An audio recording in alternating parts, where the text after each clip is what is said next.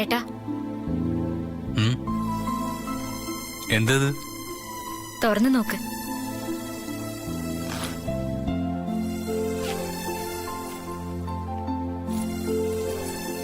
ഇത് നിന്റെ ആഭരണങ്ങളല്ലേ?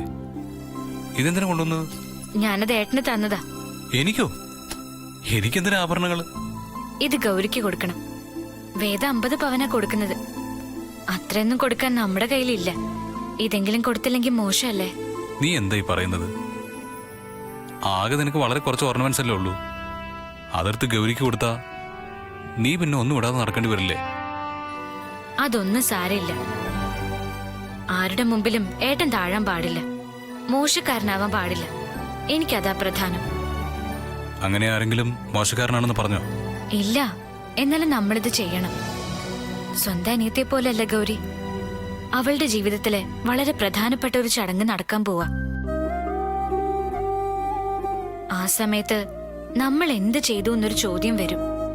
ഇപ്പോഴല്ലെങ്കിലും എപ്പോഴെങ്കിലും. അന്ന് നമ്മള് ഉത്തരം പറയാതെ നിൽക്കേണ്ടി വരും. സ്വാതി, അങ്ങനെ ഒരു വിചാരണയൊന്നും ഈ വീട്ടിലുണ്ടാവാൻ പോകുന്നില്ല. ഇനി അഥവാ ഉണ്ടായാലും എന്നെ കുറ്റപ്പെടുത്താനൊന്നും ഒരാൾക്കും പറ്റില്ല. കൃത്യമായൊരു വരുമാനമില്ലാത്ത ആളാ ഞാനിപ്പോ. അതുകൊണ്ട് കൊടുത്തില്ല എന്ന് പറയാൻ എനിക്കൊരു നാണക്കേടുമില്ല, അതുപോലെ വിഷമവുമില്ല. പക്ഷെ ആകെയുള്ള പൊന്നെടുത്ത് ദാനം ചെയ്ത് വല്ല ഫംഗ്ഷനും വരുമ്പോ ഇടാനൊന്നും ഇല്ലാതെ തലയും താഴ്ത്തി നീ നിൽക്കേണ്ടി വരും. അതെനിക്ക് നാണക്കേടാ, സങ്കടവാ. അതുകൊണ്ടിത് കൊണ്ടുവന്ന പോലെ കൊണ്ടുവന്ന് വെക്കേ. ഏട്ടൻ കുടുംബം എന്താണെന്ന് ഇനിയും മനസ്സിലാക്കിയിട്ടില്ല. കണക്ക് പറച്ചിലിന്റെയും കുറ്റപ്പെടുത്തലിന്റെയും കൂടി ഒരു സ്ഥലമായിട്ടാ നമ്മൾ കുടുംബം എന്ന് ഓമന പേരിട്ട് വിളിക്കുന്ന ഈ സ്ഥലം. ഇപ്പോഴല്ല, പിന്നീട് എന്നെങ്കിലും എല്ലാ കണക്കും പറയേണ്ടി വരും. ഞാൻ പറഞ്ഞിട്ടുമുണ്ട്.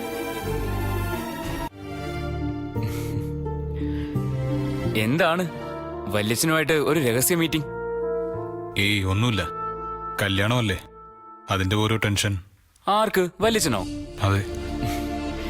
എടാ, ഒരു ടെൻഷനും വേണ്ടെന്ന് പറയണം. എല്ലാം ഭംഗിയായിട്ട് നടക്കും. നമ്മളങ്ങനെ ഭാഗ്യം കിട്ടവരൊന്നും അല്ല. ഇപ്പൊ തന്നെ എന്റെ കാര്യം നോക്കിയേ. വേദയുടെ നിഴല് കാണുന്ന പോലും എനിക്കിഷ്ടമല്ലായിരുന്നു. ഇപ്പൊ അത് മാറിയില്ലേ? എനിക്കിപ്പോ അവളെ ഇഷ്ടപ്പെടാൻ പറ്റുന്നുണ്ട്. ശരിക്കും? ശരിക്കും. അവളും മാറി നീലേ. അവളുടെ മനസ്സിലിപ്പോ ഞാൻ മാത്രമേ ഉള്ളൂ. എന്റെ മനസ്സിൽ അവളും. നന്നായി, അങ്ങനെ തന്നെ വേണ്ടത്. അതാണ് ഞാൻ പറഞ്ഞത്, നമ്മൾ ഭാഗ്യം കിട്ടവരൊന്നും അല്ലെന്ന്. നീയും സ്വാതിയും എന്തൊക്കെ ബഹളമായിരുന്നു ആദ്യം. എന്നിട്ടിപ്പോ എന്തായി? എല്ലാം ശരിയായില്ലേ? അതുപോലെയായിരുന്നു എന്റെയും വേദയുടെയും കാര്യം. അതും ശരിയായി. ഇനിയിപ്പോ ഗൗരി കൂടി, അതും ഓക്കെ ആവും. പിന്നെന്തിനാ വലിച്ചും ടെൻഷൻ അടിക്കുന്നത്? ടെൻഷൻ അച്ഛന് മാത്രമല്ല, പിന്നെ സ്വാതിക്കുണ്ട്. ഏടത്തിക്കോ? ഏടത്തിക്ക് എന്താ പ്രശ്നം? ഓരോ പേടികള്. എന്തിന്? ഓ, ചിലപ്പോ അബോട്ടായതിന്റെ ആയിരിക്കും. ഒട്ടും പ്രതീക്ഷിക്കാത്ത നേരത്താണല്ലോ അത് സംഭവിച്ചത്. അതിന്റെ ആയിരിക്കും. എടാ, നീ ധൈര്യമായിട്ടിരിക്കാൻ പറയേ. പേടിക്കേ വേണ്ടെന്ന് പറയും. വേണമെങ്കിൽ ഞാൻ സംസാരിക്കാം. വേണോ? വേണ്ട. ഞാനിപ്പോ എന്തായാലും ഭയങ്കര ഹാപ്പിയാ. വേദ ഇഷ്ടപ്പെടാൻ പറ്റുമെന്ന് ഒരിക്കലും ഞാൻ പ്രതീക്ഷിച്ചില്ല. ഇപ്പൊ എനിക്കതിന് പറ്റുന്നുണ്ട്.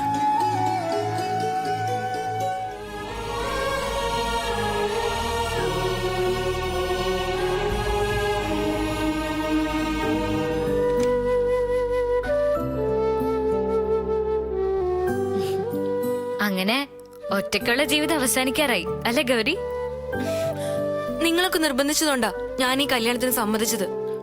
എനിക്കാണെങ്കിൽ പേടിയായിട്ട് വയ്യ. എന്തിന്? വിവാഹം കഴിക്കാന്ന് പറയുന്നത് അത്രയ്ക്ക് നിസ്സാരമായിട്ടുള്ള കാര്യമാണോ? ഒരു പരിചയമില്ലാത്ത വീടും ആളുകളും. എനിക്കെങ്ങനെ സ്വാതി അവരുടെയൊക്കെ സ്നേഹം പിടിച്ചു പറ്റാൻ പറ്റുന്നേ? അതോർക്കുമ്പോ എനിക്ക് ഒരു സമാധാനവും ഇല്ല. നീ ആ വീട്ടിൽ ചെന്ന് നിന്റെ ഇഷ്ടങ്ങൾ അടിച്ചേൽപ്പിക്കാൻ നോക്കാതിരുന്നാ മാത്രം മതി. അവരെങ്ങനെയാണോ അതുപോലെ നീയും ആവണം. അഡ്ജസ്റ്റ് ചെയ്യാനൊക്കെ ആദ്യം ചിലപ്പോ പ്രശ്നങ്ങൾ ഉണ്ടാവും. അതൊക്കെ പതുക്കെ പതുക്കെ മാറും. പിന്നെ ഞങ്ങളൊക്കെ ഇല്ലേ, എന്തെങ്കിലും പ്രശ്നം ഉണ്ടായ ഫോൺ എടുത്ത് എന്നെ വിളിച്ചാ മതി. അതിന്ന് രക്ഷപ്പെടാനുള്ള വഴി ഞാൻ പറഞ്ഞു തരില്ലേ? ഇപ്പൊ അതാ എന്റെ ആശ്വാസം. ഭർത്താവിന്റെ വീട് സ്വന്തം വീടാണെന്ന് കരുതിയ പ്രശ്നം പകുതി തീരും. ഏട്ടാ, ഉം. ആ ഗിരിയും ഗൗരിയും കൂടി പുറത്തേക്ക് പോയല്ലോ. അതിന് അല്ല, എവിടേക്കാണെന്ന് പോലും പറഞ്ഞില്ല. പറയാതെ തന്നെ എനിക്കറിയാം. ഇന്ന് അവർക്ക് അങ്ങോട്ട് പോവാതിരിക്കാൻ പറ്റില്ല. എന്തുകൊണ്ട് ഇതുവരെ പോയില്ലെന്നാ ഞാൻ ചിന്തിച്ചുകൊണ്ടിരുന്നത്. ഇനിയും പോയില്ലെങ്കിൽ ഞാൻ തന്നെ അത് പറഞ്ഞേനെ. അത് വേണ്ടി വന്നില്ല, പോയല്ലോ. എങ്ങോട്ടാ പോയത്? അവരവരുടെ അച്ഛനും അമ്മയും കാണാൻ പോയതാ. ഏ? ആ, മരിച്ചുപോയ അവരുടെ മാതാപിതാക്കളെ കാണാൻ. ഒരു വാഹനാപകടത്തിലാണല്ലോ രണ്ടാളും മരിക്കുന്നത്. അന്ന് ഇവര് ചെറുതാ. താമസിച്ചിരുന്നത് കുറച്ച് ദൂരെയുള്ളൊരു വീട്ടില്. അന്ന് അച്ഛനിങ്ങനെ സാമ്പത്തികമായിട്ട് വളർന്നിട്ടൊന്നുമില്ല. ഞങ്ങളുടേതും ഒരു ചെറിയ വീടായിരുന്നു. അപകടം കഴിഞ്ഞപ്പോ ഗിരിയെയും ഗൗരിയെയും അച്ഛൻ വീട്ടിലേക്ക് കൊണ്ടുവന്നു. അങ്ങനെ അച്ഛന് മക്കള് 3 അതൊക്കെ എനിക്ക് അറിയാം ഏട്ടാ. ആ, നീ അറിയാത്ത ചില കാര്യങ്ങളും കൂടിയുണ്ട്. അന്ന് അപകടം നടക്കുമ്പോ ഗിരിയുടെ കുടുംബം താമസിച്ചിരുന്ന വീട് ഇപ്പോഴും ഉണ്ട്. ആണോ? അവിടെ ആരാ താമസിക്കുന്നത്? ആരും താമസമൊന്നുമില്ല, അതിങ്ങനെ അടച്ചിട്ടിരിക്കുക. ഇടയ്ക്ക് കമ്പനിയിലെ ജോലിക്കാർ പോയി ക്ലീൻ ചെയ്യും.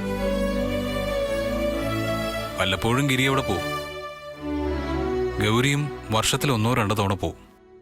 അങ്ങനൊരു വീടിനെ കുറിച്ച് എനിക്ക് അറിയില്ലായിരുന്നു. ഞാൻ പറയാൻ വിട്ടുപോയതാ. ശരിക്കും നമ്മളും അവിടം വരെ ഒന്ന് പോണായിരുന്നു. ചെറിയച്ഛൻ്റെ ചെറിയമ്മയുടെ അനുഗ്രഹം വാങ്ങാൻ പോയില്ലെങ്കിൽ അത് തെറ്റ് തന്നെയാ.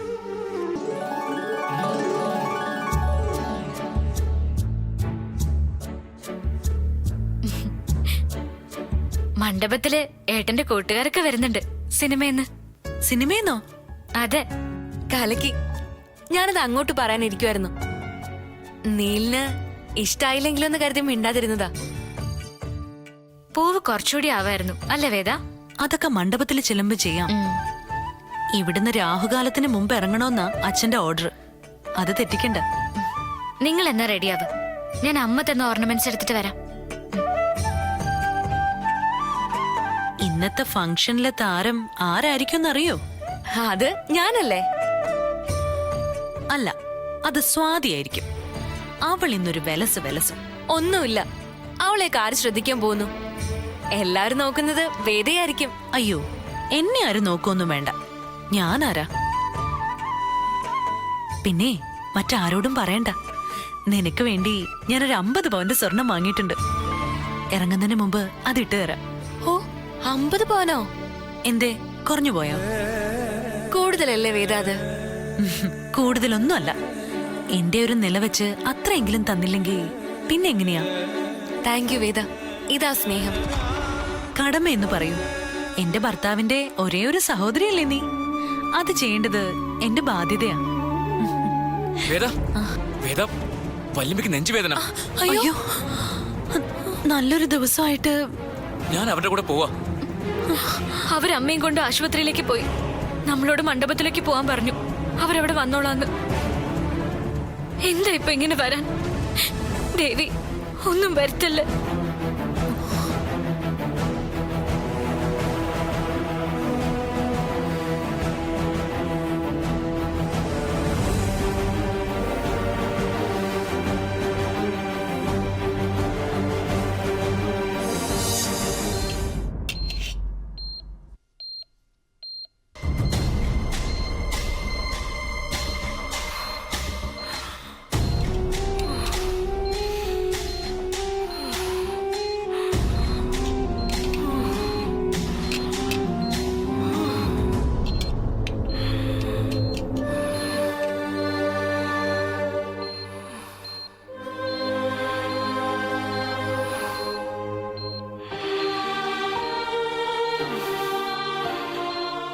അവിടെ എന്തായി ഒരുക്കങ്ങള് ഏട്ടാ? നടക്കുന്നുണ്ട്. എനിക്കിനി അധികം നേരം ഉണ്ടെന്ന് തോന്നുന്നില്ല. എനിക്കെന്തെങ്കിലും പറ്റിയ ഒരു കാരണവശാലും മാലതി, ഇതിന്റെ പേരില് ഗൗരിയുടെ കല്യാണം മുടങ്ങരുത്. ഈ കല്യാണം നടക്കണം. നടത്തുന്ന ഏട്ടൻ എനിക്ക് വാക്ക് തരണം. നിനക്കൊന്നും സംഭവിക്കില്ല മാലതി.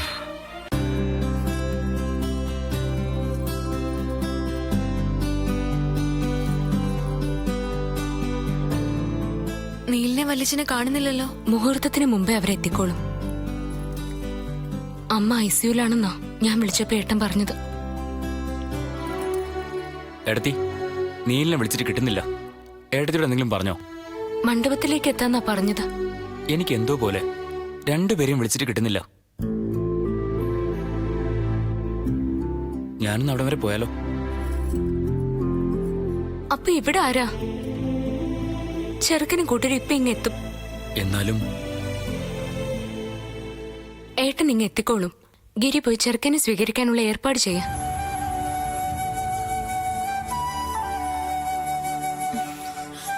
നീലിനെങ്കിലും ഇങ്ങ് വരായിരുന്നു. അവിടെ വല്ലിച്ചനുണ്ടല്ലോ. ഞാനെന്ത് പറഞ്ഞാലും ചിലർക്കൊന്നും പിടിക്കില്ല.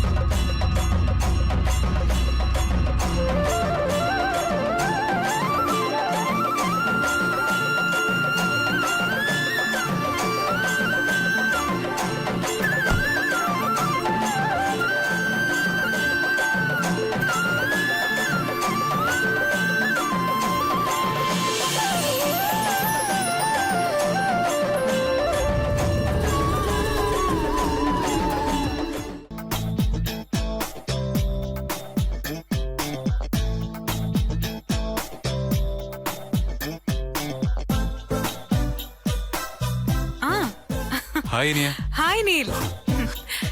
ഞാൻ ലേറ്റ് ആയില്ലല്ലോ? ഇല്ല, ഇത് അച്ഛൻ. നമസ്തേ. ഞാൻ മഹേശ്വരൻ. അമ്മ എവിടെ?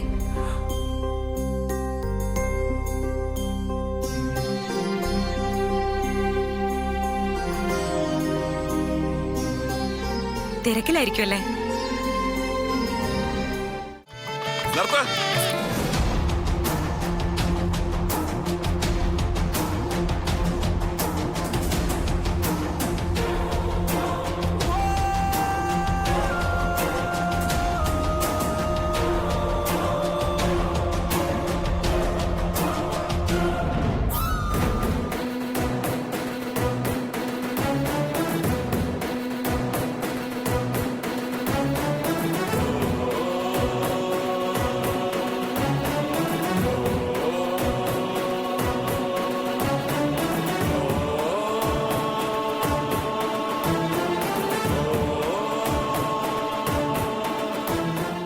ഈ കല്യാണം നടക്കാൻ പാടില്ല. എന്താ കാര്യം? നിങ്ങളാരാ? ഞാൻ ആരാണെന്നുള്ള കാര്യം അവിടെ നിൽക്കട്ടെ. കല്യാണ പെണ്ണിന്റെ വല്യമ്മ മരിച്ചാ കല്യാണം നടത്താൻ പാടുണ്ടോ?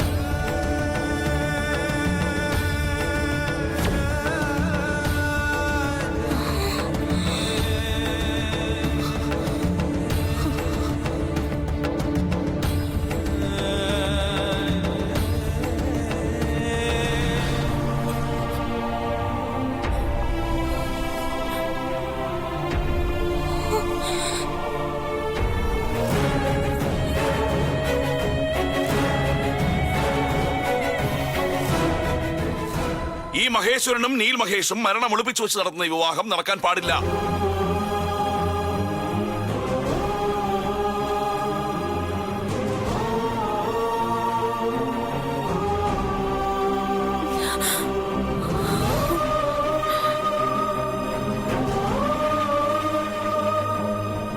എന്താ ചേട്ടായി കേൾക്കുന്നേ? ഇയാൾ പറയുന്നത് സത്യമാണോ?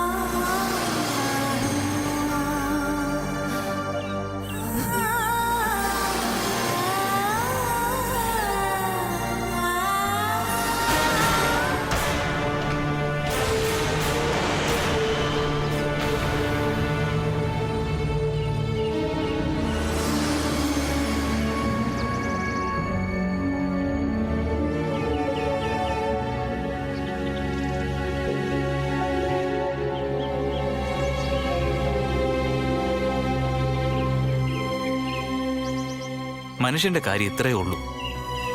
മാലതി ആശുപത്രിയിലായപ്പോ ആരെങ്കിലും കരുതിയോ അവസാനം ഇങ്ങനെ ആവുമെന്ന്? ഒന്നും നമ്മുടെ കയ്യിലല്ലല്ലോ.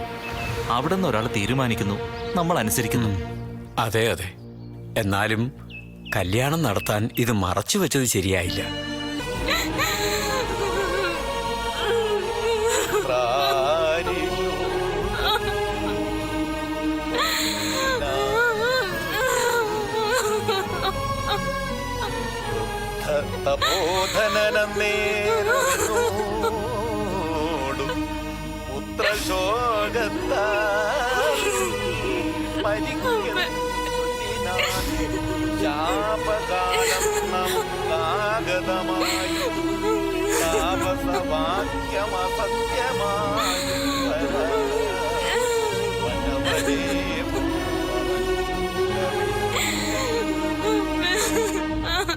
കേണു തുടങ്ങിന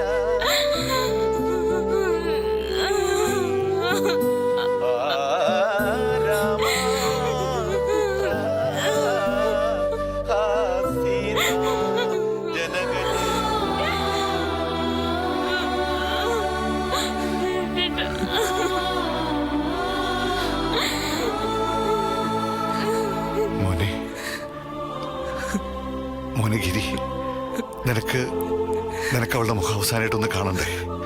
നീ വാ വാ. നീ കാണാതെ അവള് പോയാ അവളുടെ ആത്മാവിന് ശാന്തി കിട്ടില്ല.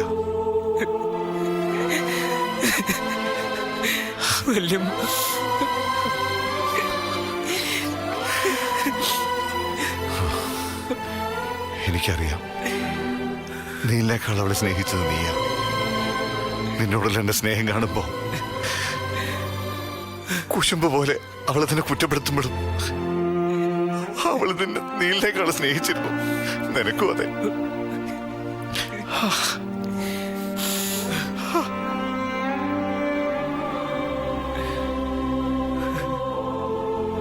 മോനെ, സാരല്ലടാ, സാരല്ല. നീ വാ വാ വാടാ.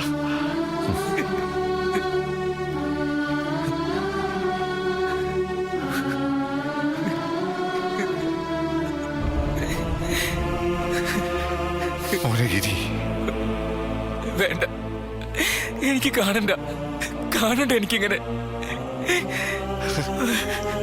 നിന്നെ കാണാതെ അവർക്ക് പോകാൻ പറ്റില്ല. ആ മനസ്സെനിക്കറിയാം. നീ വാടാ.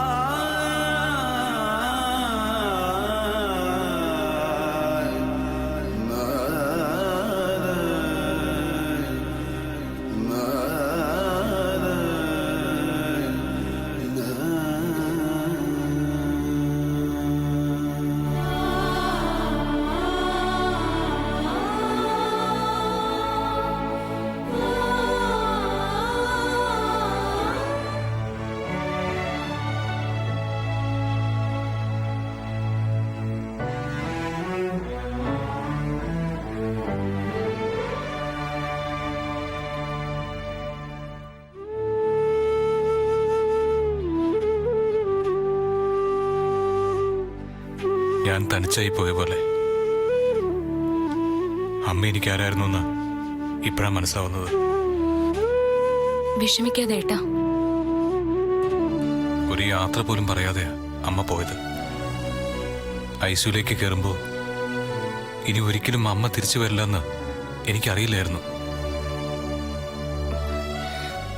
എല്ലാം സഹിക്കണം, സഹിച്ചല്ലേ പറ്റൂ. എന്റെ സങ്കടം അതല്ല സ്വാതി. ഇതെങ്ങനെ സംഭവിച്ചെന്നാ പെട്ടെന്ന് വന്നൊരു നെഞ്ചുവേദന. അങ്ങനെയാണെന്ന് കരുതാൻ എനിക്കിപ്പോ പറ്റുന്നില്ല. അങ്ങനെയായിരുന്നെങ്കിൽ എന്തിനാ ഡോക്ടർ അങ്ങനെ പറഞ്ഞത്? ഡോക്ടറോ എന്ത് പറഞ്ഞു? അമ്മയുടെ ഉള്ളില് കാണാൻ പാടില്ലാത്ത ചില മരുന്നുകൾ ഉണ്ടായിരുന്നു അത്രേ. അമ്മ അത് കഴിച്ചിരുന്നു പോലും. മരുന്നുകളോ?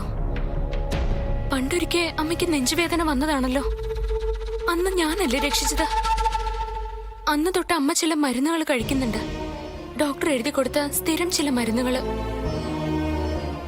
അതല്ലാതെ വേറെ ഏത് മരുന്നാ? അതാ കണ്ടുപിടിക്കേണ്ടത്.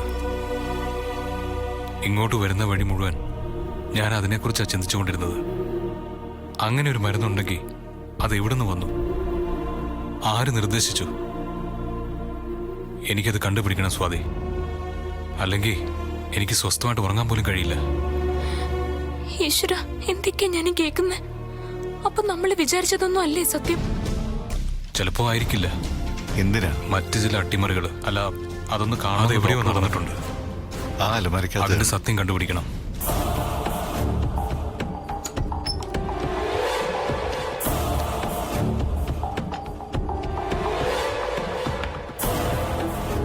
ഇതാണോ?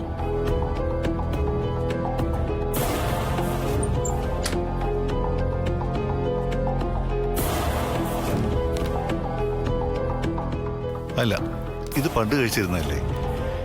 ഈ മരുന്ന് അവള് മാറ്റി. അവസാനം അവള് കഴിച്ചിരുന്നത് ഏതൊക്കെയോ നാടൻ മരുന്നുകളായിരുന്നു. നാടൻ മരുന്നുകളോ? അതെ, പൊടി പോലെ ചില മരുന്നുകൾ, പിന്നെ ചില ഗുളികയും. എന്നിട്ട് അതൊക്കെ എവിടെ? അവിടെ ഉണ്ടായിരുന്നല്ലോ. ഇന്നലെയും കൂടെ ഞാൻ കണ്ടതാ.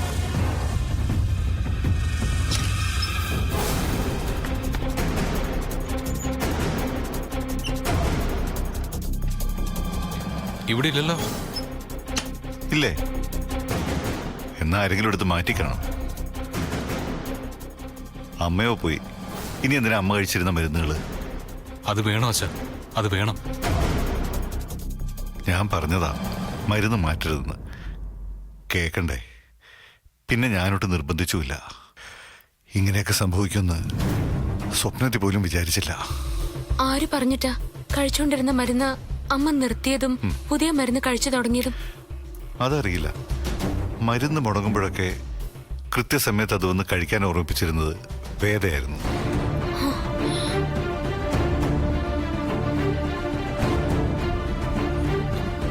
ആര്? വേദ. സമയത്ത് മരുന്ന് കഴിച്ചില്ലെങ്കിൽ വേദ അമ്മയെ സ്നേഹത്തോടെ ശാസിക്കുമായിരുന്നു.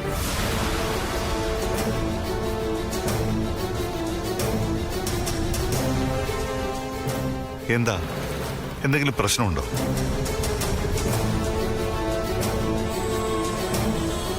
ഏയ്, ഒന്നുമില്ല അച്ഛാ. ഞാൻ വെറുതെ അന്വേഷിച്ചെന്നേ ഉള്ളൂ.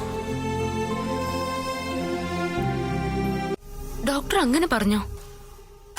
അതെന്താ ഇപ്പൊ ഡോക്ടർ മാറ്റി പറയാൻ കാരണം? അറിയില്ല. ഇനി അന്ന് ഏട്ടനോട് ഡോക്ടർ അങ്ങനെ ആയിരിക്കില്ലേ പറഞ്ഞത്? എന്നുവെച്ചാ എനിക്ക് തെറ്റിയതാണെന്ന്.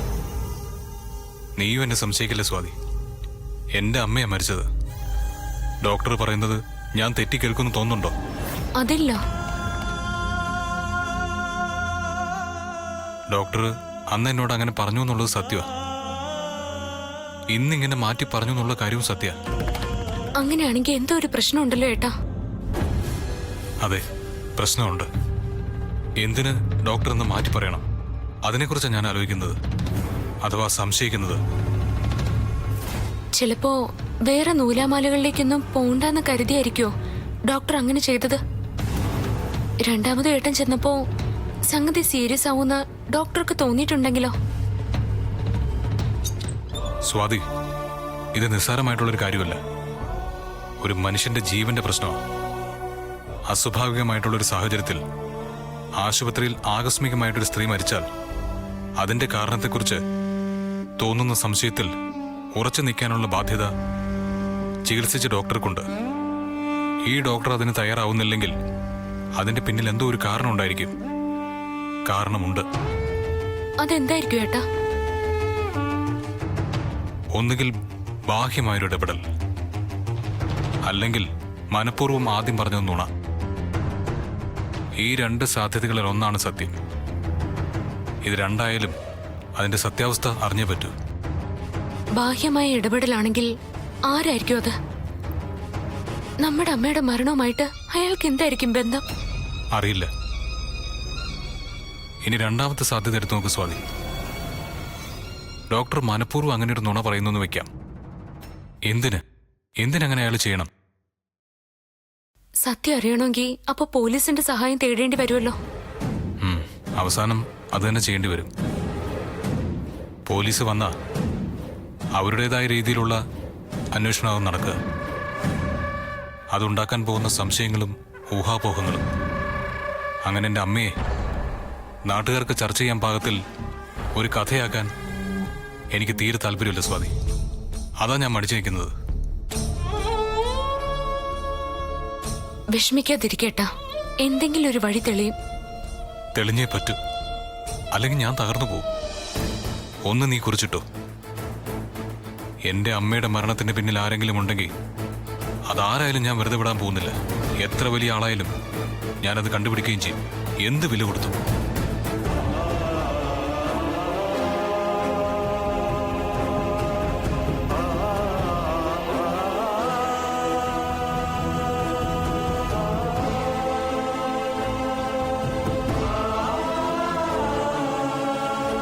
അച്ഛൻ അന്വേഷിച്ചെന്ന് പറഞ്ഞു.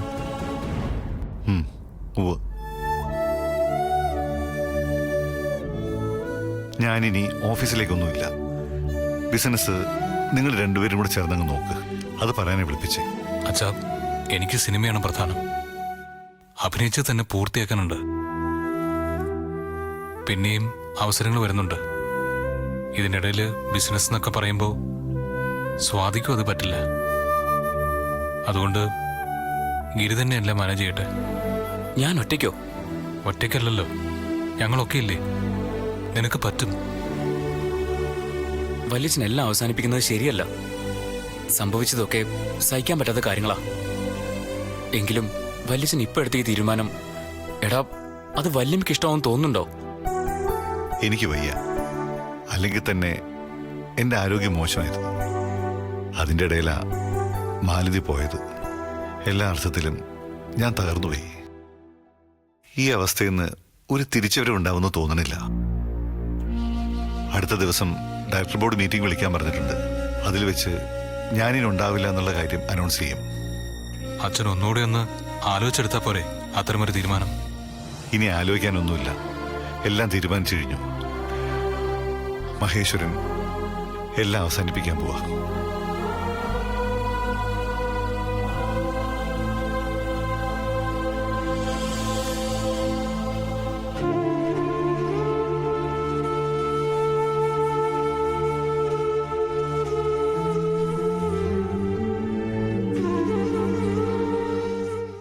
അമ്മയ്ക്ക് നെഞ്ചുവേദന വന്നപ്പോ നമ്മളോട് ആരോടും ഒന്നും പറയാതെ ആശുപത്രിയിൽ കൊണ്ടുപോയത് ആരാ? അപ്പോഴത്തെ സാഹചര്യം അതായതുകൊണ്ട് നീൽ അങ്ങനെ ചെയ്തു.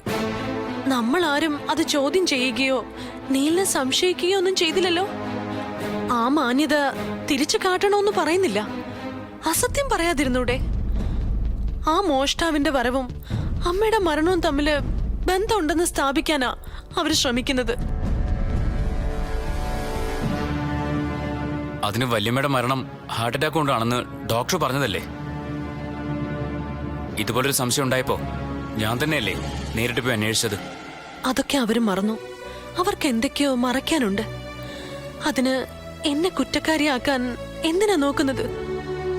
ഞാൻ പറഞ്ഞിട്ടാണത്രേ കള്ളം വന്നത്. എന്തിന്? സ്വാതിയുടെ ഒരു മാല കിട്ടിയിട്ട് വേണമല്ലോ എനിക്ക് കഴിയാൻ. ഒരു പ്രശ്നമില്ലാതെ പോയിക്കൊണ്ടിരുന്നതാ. അപ്പോഴാ ഓരോന്നോരോന്നായിട്ട് അവര് എനിക്ക് ഇനിയെങ്കിലും സമാധാനമായിട്ടൊന്ന് ജീവിച്ചാൽ കൊള്ളാമെന്നുണ്ട്. ഗിരി അതിനുള്ള അവസരം ഉണ്ടാക്കി തരണം. വിഷമിക്കണ്ട, നീ ഒരു തെറ്റും ചെയ്തിട്ടില്ലെന്ന് എനിക്കറിയാം. സംശയങ്ങളാവാം, അത് ന്യായമുള്ള കാരണങ്ങളുടെ പേരിലാവണം. ഇനി നിന്നെ ആരും സംശയിക്കില്ല. എല്ലാ സംശയങ്ങളും ഇന്നത്തോടെ തീർത്തേക്കാം. വഴക്കൊന്നും വേണ്ട. വഴക്കിനല്ല, സത്യം എനിക്ക് അറിയണമല്ലോ. അതെ, വേദം മാറിയെന്നുള്ളത് നമുക്ക് എല്ലാവർക്കും ബോധ്യപ്പെട്ട കാര്യമാണ്. അതിനൊരു പോസ്റ്റ്മോർട്ടത്തിന്റെ കാര്യമില്ല എന്ന് നീ മാത്രം തീരുമാനിച്ച പോരല്ലോ. എടാ, അമ്മയുടെ വയറ്റില് ചില അസ്വാഭാവിക മരുന്നുകൾ കണ്ടെത്തിയെന്ന് ഡോക്ടർ പറഞ്ഞതാ. പിന്നെ അത് അയാൾ തന്നെ മാറ്റി പറഞ്ഞു. അമ്മ ചില മരുന്നുകൾ കഴിച്ചിരുന്നു എന്ന് അച്ഛനും സമ്മതിച്ചിട്ടുണ്ട്.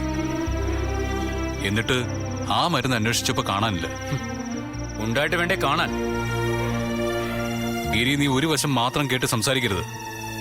ഈ വീടിനോ നിനക്കോ ദോഷം വരുന്ന എന്തെങ്കിലും ഞാനോ സ്വാതിയോ ചെയ്യുമെന്ന് നീ വിചാരിക്കുന്നുണ്ടോ? അതില്ല. എങ്കിൽ ഞാൻ പറയുന്നത് നീ വിശ്വസിക്കണം. കേസ് നടത്തിയത് കൊണ്ടോ സത്യം മനസ്സിലാക്കിയത് കൊണ്ടോ മരിച്ചുപോയ നമ്മുടെ അമ്മ തിരിച്ചു വരാനൊന്നും പോകുന്നില്ല.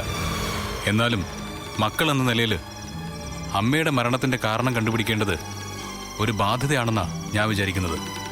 അമ്മയെ കൊന്നതാണെന്നാണ് നീ പറഞ്ഞു വരുന്നത്? ഇതിൽ നിന്നൊരു കാര്യം എനിക്ക് മനസ്സിലായി. വീട്ടിലൊരു പ്രശ്നം ഉണ്ടായാൽ ഇരു ചെവി അറിയാതെ അത് കൈകാര്യം ചെയ്യാൻ നീലനും അറിയില്ല, സ്വാതിക്കും അറിയില്ല. എന്ന് വച്ചാൽ ഇനി അങ്ങോട്ട് ഉണ്ടാകാൻ പോകുന്ന പ്രശ്നങ്ങളിലും ഈ പക്വതക്കുറവ് കാണുമെന്ന് ചുരുക്കം.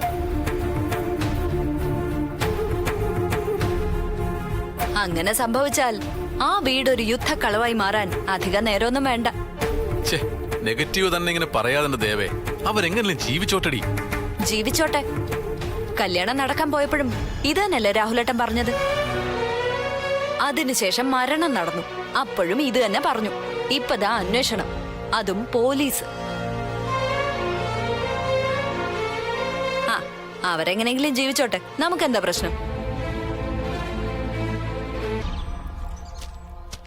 മരിച്ച മാലതിയുടെ ശരീരത്തിൽ അസ്വാഭാവികമായ ചില മരുന്നുകളുടെ അംശം കണ്ടെന്ന് ഡോക്ടർ നീൽ മകേഷിനോട് പറഞ്ഞിരുന്നു. പറഞ്ഞിരുന്നോ? ഇല്ല. പക്ഷേ ഡോക്ടർ അങ്ങനെ പറഞ്ഞു എന്നാണല്ലോ ഞങ്ങൾ കിട്ടിയ പരാതിയിൽ പറയുന്നത്. എന്തുകൊണ്ടാണ് അങ്ങനെ സംഭവിച്ചെന്ന് എനിക്കറിയില്ല. ഞാൻ ആരോടും അങ്ങനെ പറഞ്ഞിട്ടില്ല. നീൽ മകേഷിന് കള്ളം പറയേണ്ട ആവശ്യമില്ല, അതും ഇതുപോലൊരു കാര്യത്തിന്. എന്തുകൊണ്ടാ നീൽ അങ്ങനെ പറഞ്ഞതെന്നാണ് ഡോക്ടറുടെ നിഗമനം? എനിക്കറിയില്ല. മാലതി മരിച്ചതിന് ശേഷം ഡോക്ടറും നീലും തമ്മിൽ സംസാരിച്ചിരുന്നോ? എന്താ സംസാരിച്ചത്? ഞാൻ അയാളെ ആശ്വസിപ്പിക്കുകയായിരുന്നു, അല്ലാതെ വേറൊന്നും സംസാരിച്ചില്ല. മാലതിയുടെ മരണകാരണം എന്തെന്നാ ഡോക്ടറുടെ നിഗമനം? ഹാർട്ട് അറ്റാക്ക് തന്നെ. നെഞ്ചുവേദനയായിട്ട് അവരെ ആശുപത്രി കൊണ്ടുവന്നത്. മാലതിക്ക് മുമ്പും അറ്റാക്ക് വന്നിട്ടുണ്ട്. ഏതെങ്കിലും മരുന്ന് മാറി കഴിച്ചതായിട്ട് ഡോക്ടറിന് തോന്നിയിരുന്നോ? ഇല്ല. അങ്ങനെയാണെങ്കിൽ പോസ്റ്റ്മോർട്ടം റിപ്പോർട്ടിൽ അത് ഉണ്ടാവണ്ടേ? അങ്ങനെ സംശയിക്കത്തക്കതായി ഒരു പരാമർശവും പോസ്റ്റ്മോർട്ടം റിപ്പോർട്ടിലില്ല. അപ്പോ തികച്ചും സ്വാഭാവികമായ മരണമായിരുന്നു മാലതിക്ക് സംഭവിച്ചത്? അതെ. പിന്നെന്തുകൊണ്ടാ ഇപ്പൊ ഇങ്ങനെ ഒരു കൺഫ്യൂഷൻ വരാൻ കാരണം? അതെനിക്കറിയില്ല. എനിക്ക് അവരെ നേരത്തെ അറിയാം, ആ വീട്ടുകാരെ. അനാവശ്യമായ പരാതി അവർ തരുമെന്ന് ഞാൻ വിചാരിക്കുന്നില്ല. ഇതിന്റെ പിന്നില് എന്തോ ഒരു ദുരൂഹതയുണ്ട്. അതിൽ എന്നെ പങ്കാളിയാക്കണ്ട സാർ. എനിക്കറിയാവുന്ന മുഴുവൻ ഞാൻ സാറിനോട് പറഞ്ഞു കഴിഞ്ഞു. ബേസിക്കലി ആ മരണവുമായി എനിക്ക് യാതൊരു കൺഫ്യൂഷനും ഇല്ല. പിന്നെ അവർക്കിടയിൽ എന്തെങ്കിലും ഉണ്ടെങ്കിൽ അതിന് കാരണം വേറെന്തെങ്കിലും ആയിരിക്കും. മനസ്സിലായി?